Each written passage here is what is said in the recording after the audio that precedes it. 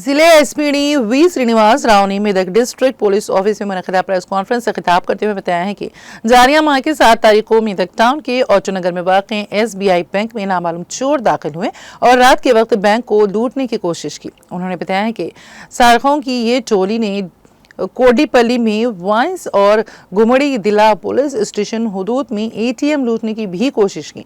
हफ्ते की सुबह 5 बजे कुछ मुश्तबा अफराद की शिनाख्त के लिए विलदर्दी मंडल की मानेली गांव पहुंचकर उनसे पूछगछ करने की कोशिश की गई, जिस पर वो पुलिस को देखकर भागने की कोशिश की, लेकिन पुलिस ने उन्हें गिरफ्तार कर लिया। मुलजिमान की शिनाख्त जी श्रीकांत सी लिंगम के प्रसाद के तौर पर की गई है, जो मेदक जिले के वेलदुर्ती मंडल के देहाती हैं। मज़कूरा तीनों मुलजिमान बगैर कोई काम किए शराबनोशी और बुरी आदत के आदी हैं। जिले एसपी ने इस सिलसिले में तमाम तफसीलात से वाकिफ करवाया।